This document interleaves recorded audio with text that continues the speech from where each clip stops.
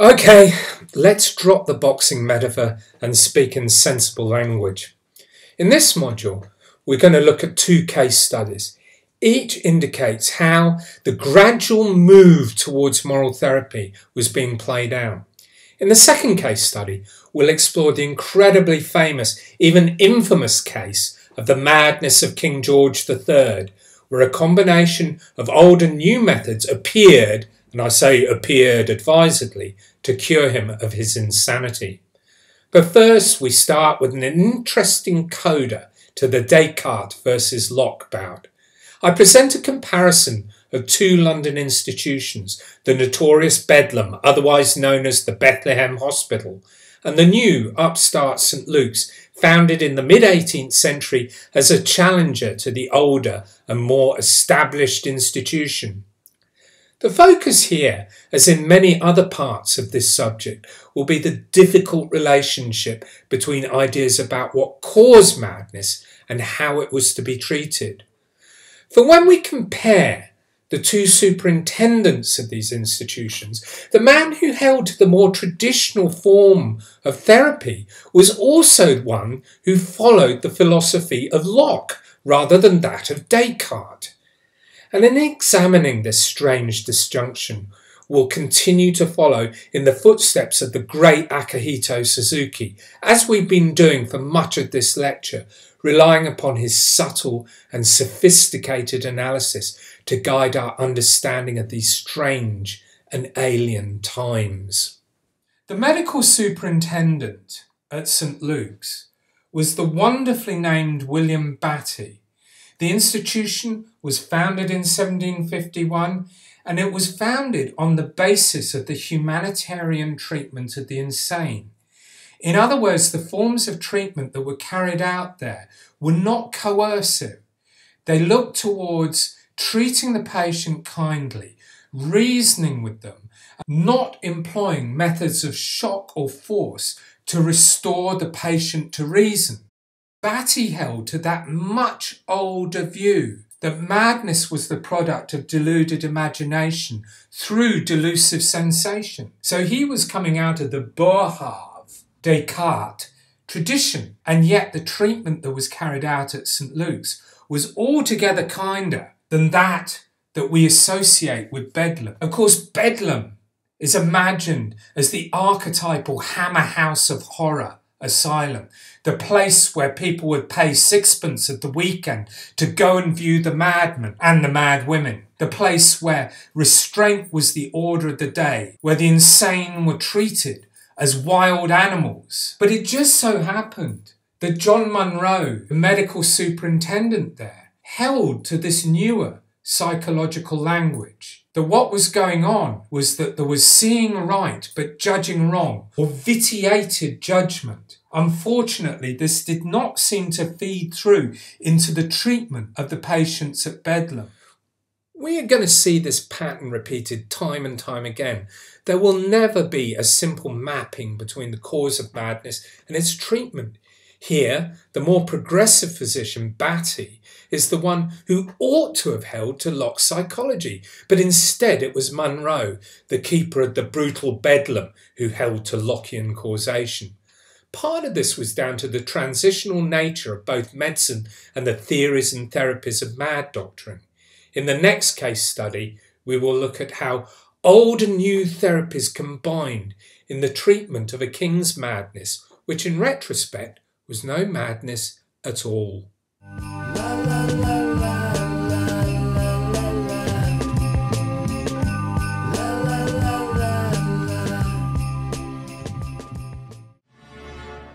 King commands the members of this honourable House to attend His Majesty in the House of Peers.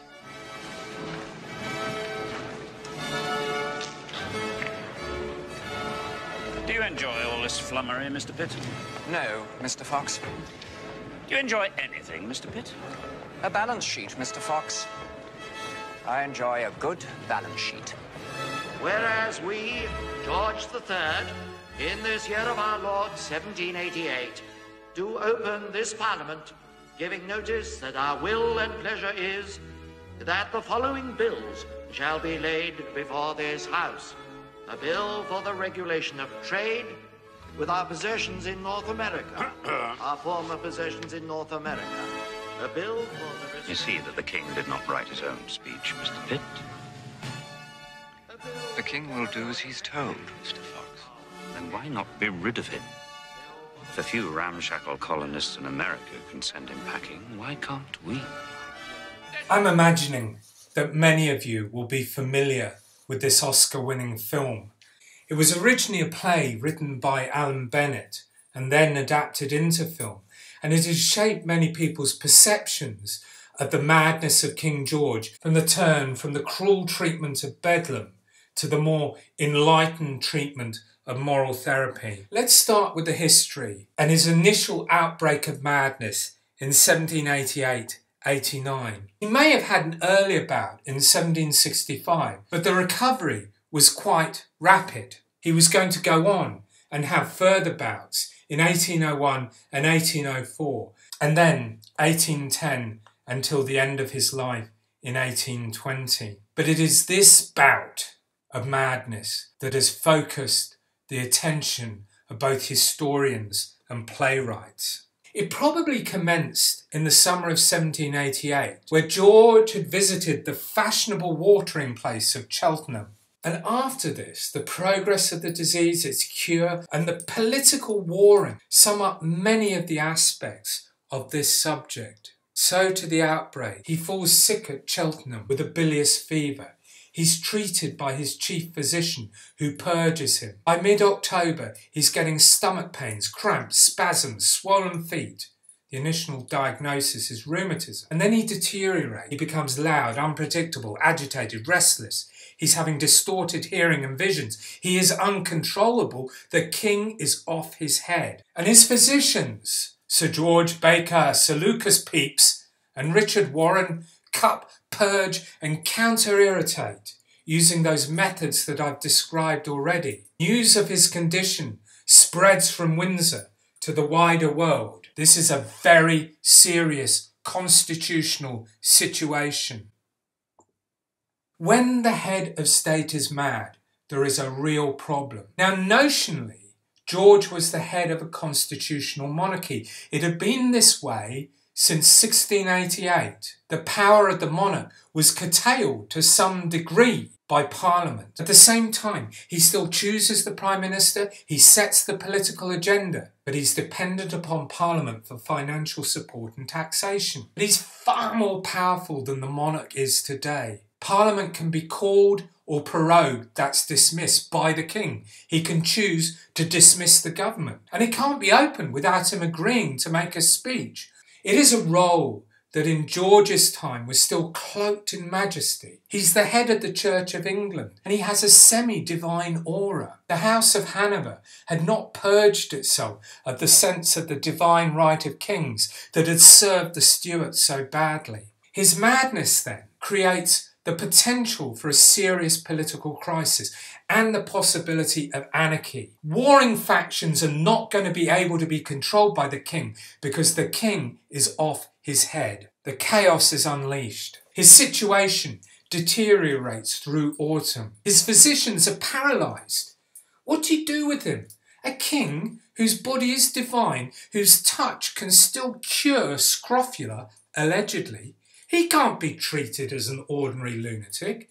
And anyway, he's the one with the authority. What are we physicians to do? Now, to understand the potential for divisiveness and political instability, we have to understand something about the political system at this time. The Tories were in power under the Prime Minister Pitt, also known as William Pitt the Younger, the youngest ever Prime Minister, aged 24, when he came to power in 1783. Traditionally, the Tories had been conservative, supporters of the gentry and the countryside, supporters of the status quo, the monarchy as it stood. They're not looking for radical agendas of reform. They're looking to keep things as it is and maintaining the social order. The Whigs, on the other hand, tend to be more radical. Some of them are even beginning to argue for universal manhood suffrage. Others have backed the American colonies in their revolution against the British colonial power. They want to see change. They want to see a dilution of the power of the monarch. They are able to enlist the support of King George's eldest son, the Prince of Wales. And what they do is they campaign for a regency where he will, in effect, take over the crown from George. This is the Prince Regent voluptuary under the horrors of indigestion, a satirisation of Prinny, the Prince of Wales, who would later become George IV, but he was very well connected with the Whigs. George's madness becomes the centre of a political power struggle. As the King's Equerry Greville said, the physicians appear to shrink from responsibility, and to this time they have not established their authority, though pressed by every attendant. There was only one thing to do, and that was to call an outsider who was not going to be cowed by the possibility of treating the divine monarch. And so the Reverend Dr. Francis Willis was summoned to court from his private madhouse at Grateford, Lincolnshire. He is an outsider. He is not even a fellow at the Royal College of Physicians, London, which is the usual thing that an attendant to the king has to be. So the outsider, well, he's an outsider to court, he's an outsider to London, but he comes from a pretty good background. His father was a vicar at Lincoln Cathedral. He's gone to Oxford where he gets a BA and then an MA. He's interested in medicine, studies a bit, but his father wants him to take holy orders in the Church of England, and he does so. However, he practices medicine without a licence. There's not so much of a problem doing that at this period. And studies his medical courses at Oxford and gets a Bachelor of Medicine and a Doctor of Medicine in 1759. And he's one of the individuals that founds the Lincoln General Hospital, and he's a physician there between 1769. And he successfully treats patients with mental disorders both there and in his private asylum. So eventually he arrives at court on the 5th of December. The king's physicians won't speak to him. He brings with him his servants and his son, and they take total control over the king, exercising absolute authority over his body. Everyone else is excluded from his treatment. He prevents the further prescription of cupping, counter-irritation and purging, and then mixes coercion with persuasion, physical authority with gentle reasoning. Gradually, he places the king under his authority. And again, here is Greville speaking about Willis. Willis remained firm and reproved him in determined language, telling him he must control himself or otherwise he would put him in a strait waistcoat. That's kind of like a straitjacket. On this hint, Dr. Willis went out and returned with one in his hand. The king eyed it attentively, and alarmed at the doctor's firmness, began to submit. On Dr. Willis wishing him good night and recommending composure and moderation, he retired. So there we see two things mixed.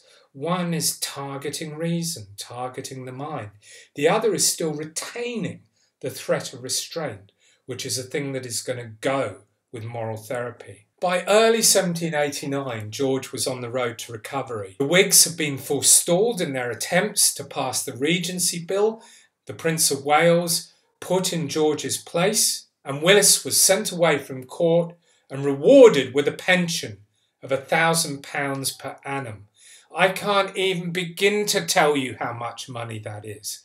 That's bigger than a lotto win. And the political crisis was averted. So what was his methods? He was called before a House of Commons committee to answer for his treatment of the king. The Whig, Edmund Burke, confronted him. Why did he, a lowly commoner, not even a member of the gentry, think that he could presume to control the king? Now, Burke himself had had a history of mental instability, and maybe Willis knew that as he performed this trick. Place the candles between us, Mr. Burke, and I'll give you an answer. This so Burke can see Willis's face. So the candles are placed in such a way that Willis can be seen. And he stares at Burke, and he captures him. There, sir, by the eye! I should have looked at him thus, sir, thus. In other words, he is using his eyes as a method of coercion, as a way of capturing the mind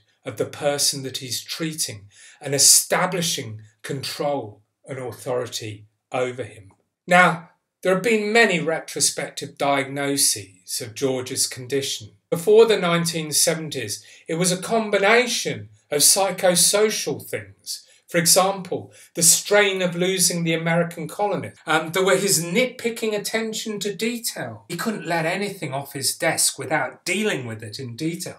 Everything had to pass before him. And then there might have been sexual frustration. Who knows? But in 1973, McCalmine and Hunter settled upon porphyria, which is a genetic metabolic condition triggering the overproduction of porphyrins in the liver and creating a condition that mimics, or at least creates the symptoms of, serious psychotic mental illness. In 2005, more retrospective diagnosis going on. People like a bit of arsenic poisoning. There were suggestions that George might have been poisoned by arsenic. A few months later, further analysis seemed to indicate that poor diet had triggered porphyria.